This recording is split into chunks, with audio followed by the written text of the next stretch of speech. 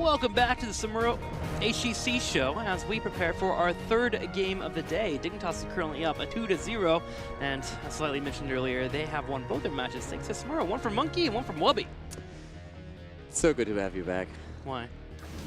Because Tell me all the reasons. Huh? Tell me all the reasons. Because you're less funny than me, so that was pretty awesome. So now I have someone where I'm just like, oh yeah, that joke that was even worse than mine. So Lauren was a little bit difficult because his jokes were actually pretty good. Amazing. Can we go to Battleground 3? Is that possible? Can we just roll the show? Let's just get it done. Let's just finish it. I was so excited to come back. I was. You know why you deserve everything that you get today? Why? You didn't buy me the mug. When you tweeted that picture and you said you almost got it, I actually thought you were kidding and you secretly got it and you would give it to me. The problem was like the pairing was a mug with a female shirt that says I'm with the sexy guy. The problem is, I think it was a mug and a shirt. No, but you bought them together. It was a combo. It was a combo of the two. You can wear the shirt here. I thought about it, but I was like, no, I cannot fit into that. Belly button would be hanging out.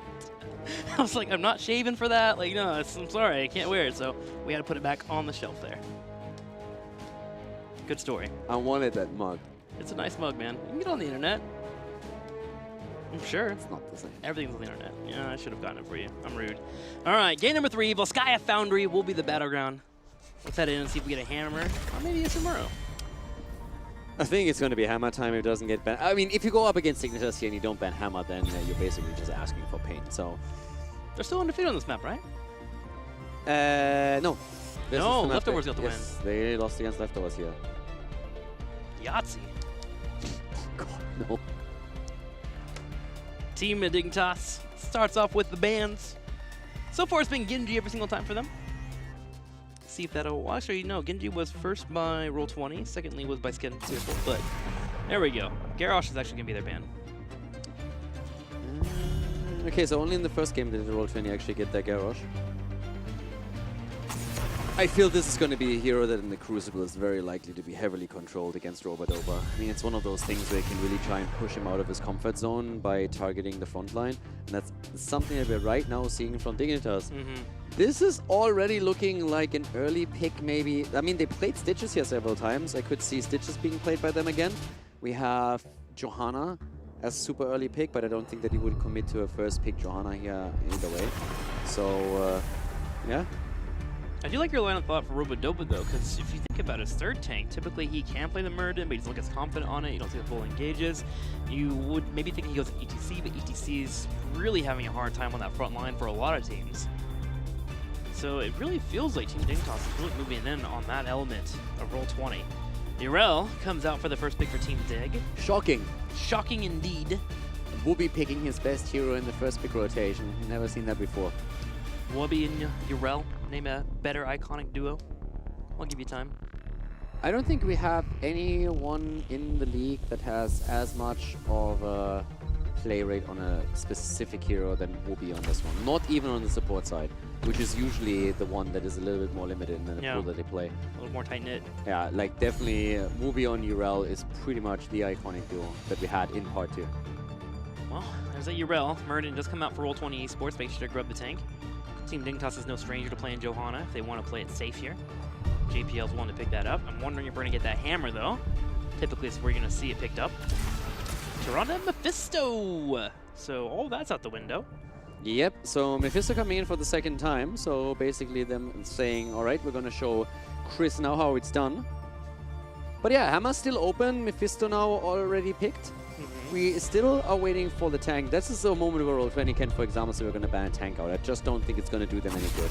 Yep. Because if you are having a setup like that Dignitas has, they already wait for that Johanna ban. They're like, okay, we take Muradin, we ban Johanna out, so now what you're going to get? And I feel like in this setup, Dignitas can... I mean, you can go Nubarak, you can go for Stitches. I would have preferred a Stitches ban here. Wouldn't Toronto been here too? No, with the entire setup that Dig has, yeah, hook into Duranda. Even if you don't go Stitches, you can go Nubarak with Urel as well. Yeah. Well, let's see what Roll20 is going to do here to figure out how to get on top of Mephisto, take him out in terms of damage. We got Lior coming out, and there's Hanzo. Still got room for an additional damage dealer later on. Wondering if we'll get that Greymane or something. All right, what tank you want, Dignitas? I want the Stitches. But it's Leo and Muradin. Muradin is taken. If anything, it's a Nubarak outside of that. Yeah. I mean, okay, there's a couple of more that you could definitely take, but those are the two prime suspects, the Nubarak or Stitches. ETC, actually. ETC and Chromie. Okay. Whoa. ETC works well with URL too. Again, like, the concerns about ETC and Nubarak are always the same. They can be exploited in terms of their hit point pool, and some heroes that alleviate some of the pressure are Blaze and URL. So normally when you have those as a duo, it's easier to get away with those picks, and that's what we're seeing here now. ETC is great for peel for the backline. It's one of the main reasons why in the times of double support hyper carries, ETC was a preferred frontliner since he can easily peel. So that's what we're currently seeing from Dignitas, trying to peel for Chromie in the backline, trying to keep Mephisto here safe too. So yeah, with URL, definitely working though. Is this a pure just blow up one target type of composition? You have the Toronto Luna Flare off of a temporal loop as maybe the setup there with ETC power sliding in and then Mephisto drops the souls? Like, what target lives through that? And Chromie damage to follow up on top of it? Would you even go for temporal loop? That's what I was looking for, more of the setup. Like, what gives the setup, right? There's no cleanse available. I mean, you have ETC in Toronto already, so you have that Sun Chain. Do you Yeah. really need to change that off a temporal loop? Like, if I look at that and I want to limit access, I would probably still go for Slow and Sands just because it gives you more control over any of the objectives. Yeah, slowing sands is much better if you're trying to play the slow game with the poke at the controlling point. But if I just want to force the issue and just blow somebody up, which I think they have the blow up potential for, especially with Snitch being able to drop down the souls and then jump in, I can see it working with temporal loop. No, I don't mean it's like crazy in the sense that do it you can't. need it? Is what you're asking, that it can't work, but you already have a bit of a CC chain. So I personally would probably prefer to have the sustain through that because I would drop the temporal loop and go into the slowing sands. But yeah, I can see both ways. Well, we'll see here as we head into the Sky App Foundry. Chromie and the Mephisto coming out, paired with a Tyrande. On the left side, on the blue, the honors are yours, Caldor. Quacknix playing Li Ming. We have Shad on Deckard Kane. Chris playing on Hanzo. Robadoba on Muradin. And Zarmany on Leoric in our third game of the series. On the right side, on the red, it's going to be JPL playing ETC. Poik on Chromie. Snitch on Mephisto. Wubby on Urel. And Zalia to play some Tyrande. So this is the first iteration of Chromie buffs, not the second one, which will be coming soon to the HGC. You know what I could have actually seen earlier? I could have totally seen in one of the previous games that Zalia is moving away from the support role for a game. With that being a match that on both sides doesn't matter because Roll20 is locked into the Crucible, Dignitas holds onto the #1 spot. I could see when they pick the Tracer on Sky, I could have totally seen that Zalia plays Tracer for good. Just from good measure. Yeah, just going a little bit old school there. The hero that got him into the HGC. Yeah, pretty much. For those that don't know, might be some new viewers. Zelia's first approach in the HGC was when he was noticed in Hero League due to his Tracer play in particular. Came on, he's played many different roles. Played the sideline before he came over and played support. Bit of a history lesson for you. Seamlessly transitioning. Yeah, and with Zalia was always really funny because I will never forget the first offline event that he was at where he had like huge eyes, was even looking a little bit more confused than usual and very, very happy when he had 0 ping. He was like, it's amazing. Like, I can hit everything. It's kind of good, actually. Huh? Yeah, it's kind of good. The infliction and everything. I'm trying. Sounds like him a little bit. No, yeah, he was very, very happy the first time he played Tracer on LAN and in LAN environment. So yeah, he was always super happy on that hero. So given the circumstance of this particular match, I could have totally seen that playing a role here. It's not the case though. So for now, we're having Zalia again back on the support, and it's the Celestial Attunement at level 1, so trying to remove those stuns. They're going to come from Muradin in particular here. When we're looking towards the rest of the lineup, pretty much what you would expect for Mephisto here, first of all. It's all about the spell power on his level 1. Very likely to see that echoed on level 10 with a Skull Missile.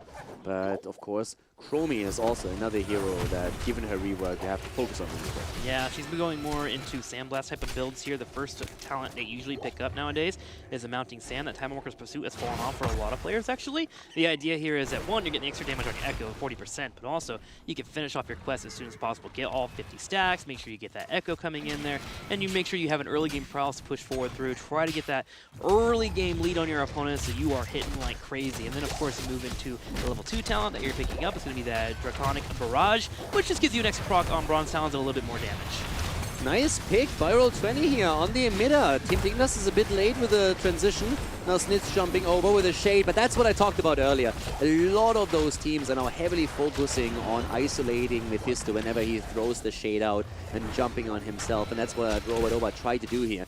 Now it didn't really result in a kill. We actually saw the counter kill instead happening against Leoric, but still it is going to threaten the Mephisto players a lot more, so they're not going to be as safe as at the beginning when their hero came into Hero League in particular and into the game, into Heroes, and caused a lot more chaos. One of the reasons why you might see the HGC pair with them are someone that could protect that shade area, that knockback allows for him to get back to his safe area, so he does not get chased down. Chromie also was saved by JPL, which allowed for Dignitas to turn around and get that pick on the org. I do have one turret picked here by Zelia, and we're going to have the contest point on the middle area. JPL coming in and looking to control what he can. As Zomni rotates forward and tries to shoo, run away from the left side of his control point. In the meantime, Snitch has taken Static Barrier on level 4 for Mephisto, so pretty much the same build that we saw from Chris earlier, at least up to this point. Again, the 13 should, at 7 usually Trickery comes online, and then on 13 the additional spell power through the Skull Missile. But for now, it's all about the control here on the objective. And Chromie, of course, can really help out with that, just simply to the time trap itself. But JPL is already anchoring the play here. Looks like Roll20 was completely willing to give this up, get the early level 7, and try to reclaim possession of the control point in the meantime. But Dignitas has the extra talent now too. And we're seeing immediately a bit of a variation here for Snitch. Not going into Trickery, instead it's the Ghastly Armor. Looking to stay alive. Figures they have enough damage already. And when you're trying to lock down one target and blow them up, could be enough for them. Wubby jumping out already, playing safe here. JPL is doing his best here on the front line with Zelia providing those heals, but slowly but surely Roll20 is starting to get that damage in. Robodoba jumps in and goes for a Stormbolt. It will hit Snitch, but he peels away. Yeah, as long as they're not dying here, they can just easily move back and just reset at the fountain. That's exactly what Dignitas is doing. So slowly moving back, they have the 99%, and now they also still have the items. But Roll20 has been holding on to their own turret and also to the healing beacon that Shad has. So that's definitely something that they can use now. But Dignitas is making the quick rotation towards their own camp, trying to just set off that imbalance a little bit. And Roll20 is making the same move, so they're still attempting to at least get that advantage through holding the extra item over Dignitas. Up there to 60%. Snitch jumps in, sees 3 there. The 2 spot on the bottom left finally come on over, but Roll20 is setting up this concave that JPL is holding for that front line. Zomni, can he lift that creepy hand? He does. He gets on top of JPL and tries to go front line, but Quack is in trouble as Wubby dives back line. Really good damage from Mephisto first, and then the follow-up as Zomni goes in and drops Liming. Down she goes. 5 versus 4 now, and the rest of the team isn't looking too spring either. Zomni in trouble. And even with the zone attempts that we're seeing from Shad, it's just not enough. The Protector goes over to Dignitas. They get another kill against Leoric, and the immediate pressure play through the mid lane. Close fight, but Li Ming falling. The floodgates there for Team and Dignitas, and they look to roll with the Protector. It's one of the best things that Dignitas does, actually, is gets a lot of value on this map when it comes to Protector. Already opening up the middle, immediately transitioning straight to the top. The coordination between the two when it comes to focusing down the objects is one of the best we have in the HGC, and Team Dignitas is looking to grab that experience. Yeah, also the temporal loop variation here on the side of Dignitas with Chromie. Chris in trouble, got locked down there, and goes down. 4 kills already as Dignitas is not only a level ahead, but starting to threaten the fort at the top lane and closing in on level 10 to add insult to injury. Snitch wants to go in against Harmony, and he gets the kill against Leoric. Gets the kill against Leoric, and that's going to be a way push forward. Leo hoping to come back, but 10 comes in for Dignitas, and this fort has been taken out. Li Ming also destroyed during that fight. Yeah, 6 kills against 0. 2 levels ahead, basically, is what we're seeing from Dignitas at this point in time. It's rough. Roll20 is going up against the #1 in the standings. The only team that Dignitas lost against were the leftovers, and this is just being emphasized once more. Dig is coming out. Super heavy aggression here today. 2-0 already the lead in the series, and now they're just claiming the items on the map. They are in a great position in game number 3. And for Roll20, it's going to be very, very difficult to start a comeback here. Feels like this has been the trend for today's games for Roll20 Esports. The early game not going so well for them, but as soon as they hit level 10, the question becomes, what if? Can they force a fight? Can they make it happen? So far in game 1, game number 2, never got that opportunity. To be fair, very different game. With Samuro still pushing, Dignitas always trying to back up. It has been difficult for them to get those fights. This time, a little bit more standard of a composition. They may be able to finally find that fight they've been looking for. What Dignitas has been doing in game 1 and game 2 was definitely play the macro game and trying to control the map itself with Samuro, with the Abathur composition that they had before. Now we're seeing with those fights focus on the objective, a very heavy team fight setup for Dignitas. Going in again here, trying to see if they can get another kill. It's 10 versus 10 abilities. Temporal Loop, Roba is back in, and the immediate follow-up stun after the Temporal Loop locks him into place. Didn't have the Dwarf Toss anymore available to him as a setup either. Not even going here for the Avatar. Didn't have time to pull that off. Wouldn't even have mattered. Down he goes. Kill number 7 secured by Dig. Chris tried to help out with the Dragon Zero, but wasn't able to land it. Dignitas was able to sidestep and find that kill, and they're looking for a little bit more too as they retreat straight to their opponent's side of the battleground and start working on the turret with Wubby on that front line and JPL to back him up. They feel like they can take this item. Zarmny trying to hold his own. He does have that Entomb, and here comes the Lornado. But he's just getting beat up on that front line. They get the Entomb out, but there's just no follow-up right now. Well, Roba is jumping in, is trying to change that, but it's just not enough. And now we're having Stitch with the damage, but the side lane here. Nicely done. Good flank from Quacknix with a kill against Stromy. That came out of left field. Wubby trying to come in here and find some more damage here. The Ardent Defender comes out while Quack goes for the full combo, and he's going to get punished for it as JPL comes up for the power slide. There goes the pop, and Wubby delivers the final blow, but he'll fall too. Wubby goes down, but they get the kill against Liming. That was an important one. Still, Mephisto the entire time with the extra damage output. Good fight back from Roll20, but we still have that level advantage for Dignitas. But Mephisto also falling. That was a really important one. Also completing the quest for Muradin, and that's actually pretty impressive 9 minutes into the game. Good damage from him, and just in time for objective number 2. Much needed experience, but a much needed statement for Roll20 to be able to get some kills too. Something for some people on. Here's Temporal Loop though, a full combo, power slide afterwards. Zalia with the attacks, and there is a dead Hanzo. Bury him with his bow. Get rid of him, man. He's done.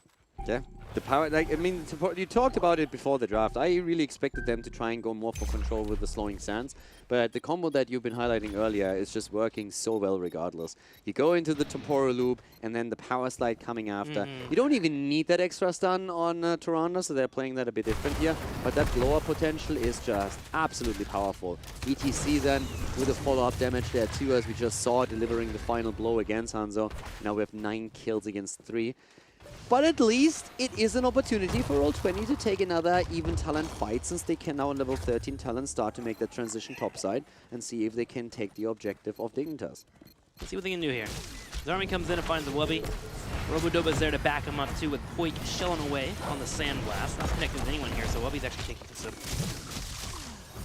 much needed damage for Roll20. It's just a matter of what they can find. The Dragon's Arrow will be up in about 2 seconds to finally force a fight. Quest completion also from Chromie. Slight adjustment on the 13 of Mephisto with the Hysteria taken, so the extra cooldown reduction for their rogue ability as well through the trade. Okay. So Roll20 takes over the control point. Some tapping goes on for Dignitas so they can heal up. Now Wubby with the Avenging Wrath wants to hop in. There we go. But Zarmy sidesteps it. This is pretty risky for both teams here. Can Robodoba find that Stormbolt? Whack. Come in and blow somebody up. Lightning damage coming out here from Snitch as well the entire time. He's really racking up that damage throughout the game here. JPL needs to be careful. ETC is fantastic for the CC, but he just doesn't have that massive hit point pool, so he needs to really play this safe, and he does currently. Romy has a 16 right now too. Quest completion is going to give the additional boost. Snitch is already under a bit of trouble in the Shade form, but still able to easily move out, and JPL keeps him safe. Yeah, so just trying to find someone that can get low, or for Chromie to land a target so they can immediately go straight for that Consume Souls and go for the same combo seen over and over. But Roll20's not giving up. Robodoba and Zarmny are keeping that front line protected while the rest stay behind enemy lines here and make sure they don't get picked up. Aggressive setup here with the potions already if they're trying to engage. Snitch still with the poke damage. Zarmony is eating a lot of the combo here. Needs to be very careful. Robodova jumping to the backline here, but that's the only thing that he can do. They're just not finding the engage. Quacknix is poking and so is Chris, but they're not finding any kills. Finally, Zarmony gets low, so Team Dignitas can take over the space here. Roby on the bottom side has kept Robodova at bay and also jumped away from a Stormbolt, so Snitch moves in. And if he wanted to, he could pop that Consumed Souls and try to make sure that Roll20 backs up. But Roll20, they don't want much more. They're deciding to go ahead and back away. They're just giving it up completely. I was actually waiting for them to attempt to maybe re-engage here, send someone down, go to the fountain, and then try and buy some time. But that's not really happening here. And Dignitas takes the Protector, and with that they also start claiming the next healing beacon. So the push through the top lane, not even prepping the bot lane or anything, just already aiming to see if they can maybe grab the cape here. Keep wall. We'll give them 16. The rest of Dignitas are already working on the middle lane. Yarel heading to the bottom. Want to soak all the experience. Head in the late game with as much as lead as possible. After Roll20 showed that multiple members were in the top lane defending, the Protector just backs away and plays a safe game. There is an easy port for them. Now they'll rotate to the bottom. Ooh, wait a minute. Okay, Robodova. He gets out of there. Yeah, barely. If that lockdown happens against him, like, he's going to be dead meat. But he has the rotation down to the bot lane. So objective 3, of course, starting at the bot lane, and therefore you want to make sure that if you grab the second Protector, you take down your opponent's fountain bot side. Unless you really find massive value on the top lane through threatening a keep or anything like that. 16 talents are also now in, and with that we are having for Mephisto Animosity taken as the next one. So the extended duration for the Lightning Nova. Dang, they are taking everything on this map here. Yeah. 2 forwards, keep wall. It's like the talent advantage that they have with that. You have the 16 in play now, and that's just a massive issue. The Protector too, don't want to lose anyone else here. Maybe some re-engage. Kane with a lockdown attempt, only Wubi is hit. And we still have Leoric at the top side, so yeah. Roll20 is trying to get that experience on the side lane, which means that they are not going to be aggressive at the bottom of the map, forcing a fight in a 4 versus 5. Roll20 was just bluffing there. Acting like they wanted to force a fight, just trying to buy time for Leo. Team Dignitas. They just take the map. Yeah. Turret. Another turret to the right. Support camp should be up soon. Gonna be full of items. Yeah, they're gonna have 2 turrets and a healing beacon before anything else happens. So already a big item lead. Yep. In 2.5 minutes they can look to invade again. Grab their own turrets too. Be set up for the last Protector phase. Robodova comes in with a Stormbolt and hits JPL. Temporal Loop. Knockback. Tornado, Power Slide, Murden's done, and look at Wubby. He is handling 3 on the backline. He even gets a kill with the help of a turret. Gets a kill against Li Ning, but they don't get the kill against Robodova. And so far, Turan has actually only 4 stacks on her level 4. So that shows again that we don't have as many ETC slides into Tyrannostans as you would normally think there would be. But again, through the temporal loop, they're still getting these kills, and that's all that matters here. Zarmony is eating a lot of the poke damage. 16 is finally there for Roll20, but it just doesn't matter since they are 1 hero down, and Dignitas is using that chance to go through that wall in the middle, putting even more pressure onto the heroes, and just making this insanely scary. I mean, look at Robodova. He's losing hit points like crazy. The Shade comes in, the Lightning Nova is there, and all of a sudden the Dwarf is nearly dead. I am surprised that he's lived through a couple of these, to be honest with you. It's the appeal of playing a Murden, though. Being able to jump away with low health, that's for sure. 18 to 16 and a half. Dignitas is on their way towards level 20. They're about to hit 19. An arrow comes out and actually connects with Snitch. Is he going to be able to be taken out here? He goes in and tries to get the shield, but it's too late as Roll20 finds a kill, and they're trying to find another here with JPL. Mosh Pit comes through. Whoa. Damage on Robodova. He's low, but barely moving out. Zarmony, though, he dies, and that's Team Dignitas taking that fight in a 4 versus 5 after the engage with the Entomb, turning it around with a kill and keeping themselves in play here. Well done. They haven't even lost a fort yet. Far from it. They still have the portal too, and they're actually going straight for Murden. Robodova will be the target. Oh, but the knockback actually kicks him out of the Lunar Flare, and Robodova survives, and now he's going to chase. JPL, if a Stormbolt hits, he could fall. Oh no, the magic missiles miss. Robodova's low on health, and Wubby says, oh. That just feels bad. Muradin jumps out. Urel was actually trying to escape, and then Muradin jumps right in front of Urel, and Urel is like, well, don't mind me if I do. Delivers the final blow. That got a little bit unlucky here for Robodova. It just feels bad. Dude, the last minute and a half for Robodova has got to be upset. Setting up the kill. Quack unable to deliver. He goes away for the escape and gets picked off. feels bad, man, as Team Dignitas turns that around, grabs a turret, and builds towards level 20. That could have been their moment. It really could have. I mean, it just, as he said, it just feels bad. Like, he barely escapes. That alone is already crazy since he got hit by the full Chromie combo, but it just wasn't quite enough to kill him. And then he jumps out, and you can see how Whoopi is actually trying to go to the top. He's trying to move out of this. And then all of a sudden, the dwarf lands right in front of him. It's like, well, okay, if you insist. And yeah, final blow, and that's it. But now the 20 is there. They get another healing beacon. Dignitas is just in such an insane spot. You look at the bot lane, and the entire keep is already pushed in. The wall is gone. You have the minion wave starting to even put damage onto the keep itself. That should be cleared up, but this is still going to push the keep down even further. So it opens up the entire bot lane for pressure.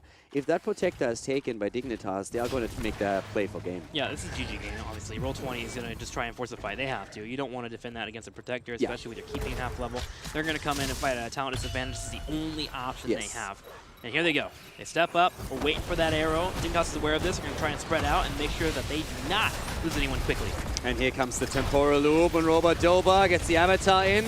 Here comes the Tornado, but Quacknick's in the back is in trouble and barely moving out. Zelia escapes. The dwarf dies. Zamani is also about to fall. Bad times for Roll20 here. Dignitas just too strong. Shad was attempting to Hearthstone back here, but he gets sniffed out. Drops the B steps, drops the second. But yeah, they can even delay the kill here if they want. Funning around with him a little bit, but that protector has already been taken. Shad goes down. Protector shows no mercy. It's just like, all right, guys, stop joking around here. Stop playing. And then Dignitas is on their way to victory. Impressive team fight by them. Again, Roll20 was 3 levels down in the Storm Talent. They had to go for it. They had no other chance. It's the only fight you're going to get. I mean, look how easy Spectre killed that keep, right? Like, even if there was 5 heroes there, wouldn't have mattered. Here we go. Straight in for the core. Team at Dignitas sets up for the third win. Roll20 will have some respawn here for one last-ditch attempt. Robodoba jumps in with the Stormbolt. Zarmany's on the back line going straight for the point. Geronda currently providing the heals while she continues to get those auto attacks. The robot there also, in case anyone does get weak, they can jump into. Here's another temporal loop combo. Boom! Robodoba will fall, and Team Dignitas finally will turn their attention over towards the core as Quack is trying to make his own splash in the back. There's more heroes to chase. Not going for the core yet. Poor Chris. Yeah. Chris, the only one still there. Okay, there we go. Down he goes. But now they got Canis back, so there's another one that he can go for. All right, gets the Lornette in. And yeah. Whoa, look at that. Dodging the Lunar players. Here it is, though. The core finally fallen. 5% down. There's 0. And that's gonna be it. GG, Dignitas takes the final game of the season 3-0. Solid game. Dignitas. Roll20. It's one map. One map. And we could have had a beautiful song from Poi. That's what you take from this series. The disappointments. It's one map. That's all it comes down to. I asked him, and he said there was not even a slight chance of him singing today, which is unfortunate. But we'll see him at BlizzCon. Maybe we can get something there. Yeah. Maybe. I mean, today, again, they played impressive. We saw a bit of Mephisto, get a bit of an idea here from him. I mean, nothing too crazy. Sitting at a 1-1 right now, but again, Dignitas factor too. Build seems fairly stable. Adjustments on 13 and 16, what we've seen so far. Snitch played it well, had a really solid damage output here too. Yeah. Sitting at 60,000, so third highest damage in the game right now. But yeah, not quite enough to really tell us where Mephisto actually stands. I don't think we're going to get a great glimpse of that. Maybe in the Team Liquid Reverses Method series, that's the one that really where everything comes down to the wire. But so yeah, outside of that, aggressive composition still. I love the Zamuro play today. We see a little bit of a different style here, focusing way more on the macro game. I kind of enjoyed that. So yeah. Yeah, with Mephisto, I'm kind of keeping an eye on at level 7. I want to see where that's going to be landed on. I think it actually might be a case very similar to Tassadar, where we're going to have adjustments based on what you are teamed up with, right? The movement speed versus just having armor so you can stay alive while someone else on your team pulls out the damage. But yeah, very fun to see Mephisto there. He's such a weird hero that I just want to go home and play him a little bit more now, especially after seeing him today, with him being able to pop out that damage, get the cooldown reduction, but just being an annoying thorn. And it seems like also what I enjoyed from the matches today was what you need to pair with them in terms of a warrior. You need somebody that can say, I protect this shade, so teams can't jump on you. If you protect that shade, typically Mephisto is able to pull off the damage like we saw there in game at number 3. I mean, it's one of the big differences also when you're having the HGC setup and when you're having Hero League, because here you need that protection, whereas you can just infuse a lot more chaos into these fights within Hero League because of a lot of people just don't pick up on that properly just yet. Well, we are going to end Dignitas' season here in the HGC with a Xaylia interview. So let's go ahead and go straight over to Xaylia. Xaylia, congrats on your 3-0 victory today. How you feeling, buddy? Yeah, I'm good. That's simple. I'm fine. Super easy, man. I mean, last week, not so good. This week, a little better. We gave Monkey a chance to shine. That was hilarious, by the way. That was actually very fun to play. We should do that more often. Honestly, did you think that they were going to give you the Samuro? Because they knew Monkey was coming in to sub in, right? Like, what would you guys gone it was funny to? because, I mean, he plays multiple offlaners, so we were fine. But it was funny because in the TeamSpeak or whatever, like one of the members of the Roll20 renamed themselves to like San Bamuro or something. So we just expected like the first ban, you know. So, and then they didn't, and then we locked it in, and we won. You did. You pulled off the victory, and then you also won with Samuro again in game number 2. Congrats on that. I'm going to send you over to Caldor, man. I don't really have a question. Just keep talking. It's funny. What? Okay. I mean, I got a haircut today. Looks nice. Very nice. What did get cut? A little short. Wait, Huh? A bit what? What? A bit what? Short? A bit short, yeah. You want a short haircut? I short. can help you out at BlizzCon. Nah, no, bro. Your hands are too big for me. Come on, man. Was just okay. Yeah. Well, did you watch the? Wait, hold on. Did you watch the World First race, the Mythic World First race? Wow, no, like I missed it when they actually got the boss, but I heard about it and I read about it after. Did you watch it? Was that something that you enjoyed? It was great. That was giga hype. You know, I feel a little empty inside now that it's over.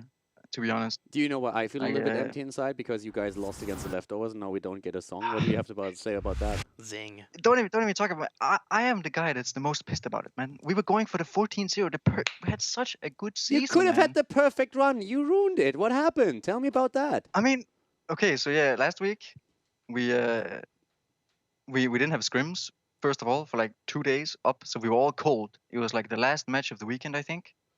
I don't know what it was. There was just this. So usually when the weekend comes around, we're all excited, you know, to play. It's fun, you know, to compete and stuff.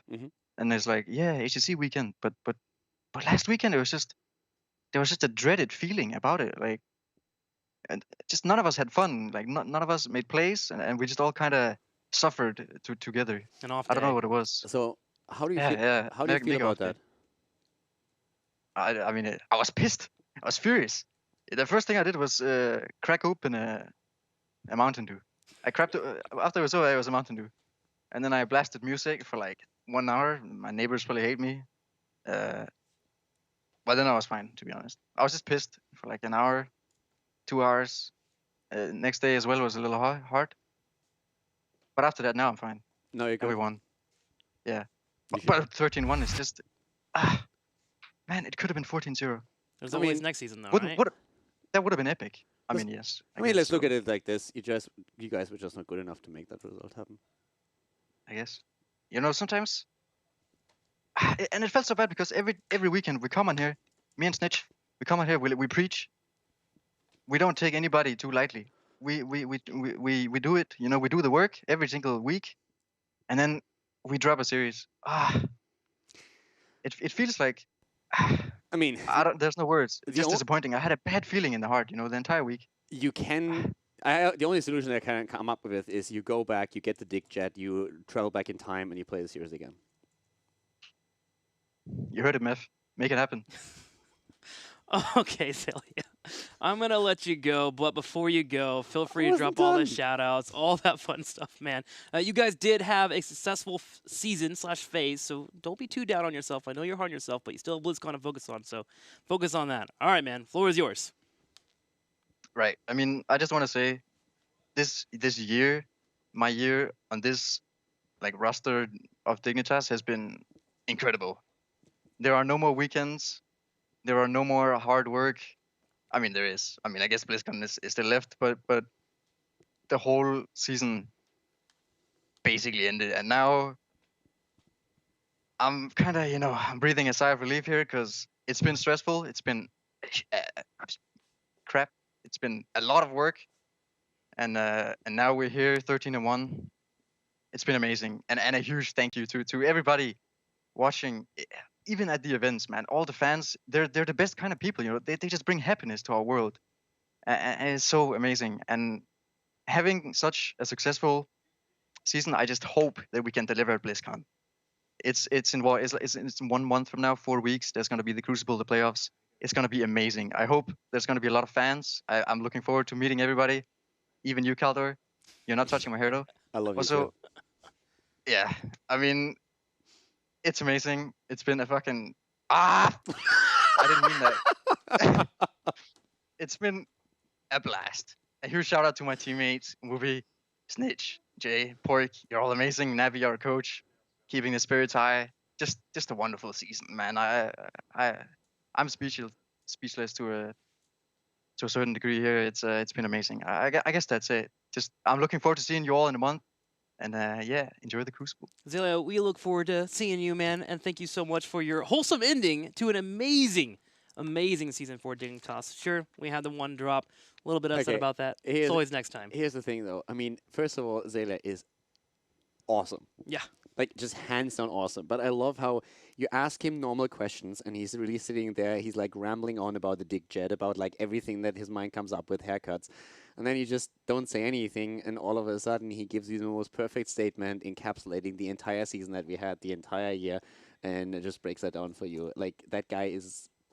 He's a treat. He's definitely a treat. He breaks all normal human interactions, Yeah. honestly. Like, whenever I talk to him, I was like, am I screwing up here? Like, how do I continue approaching this? It's so good. All right, guys. Well, we still have more HGC. We have 4 teams already done, but 4 more to play tomorrow, and that will be the end of Phase 2 of HGC here in 2018 as we move towards the off-season playoffs, of course. Crucible's coming at you, and we have 2 matches to look at. Fnatic and Monkeys, Method and Team Liquid. And I'm going to break that down real quickly for you. If Fnatic wins tomorrow and Team Liquid loses, Fnatic takes the number 2 spot and Team Liquid comes in on number 3. If Team Liquid wins their series, no matter the score, then they have the number 2 spot and Fnatic would end up in the number 3 position. So that's basically what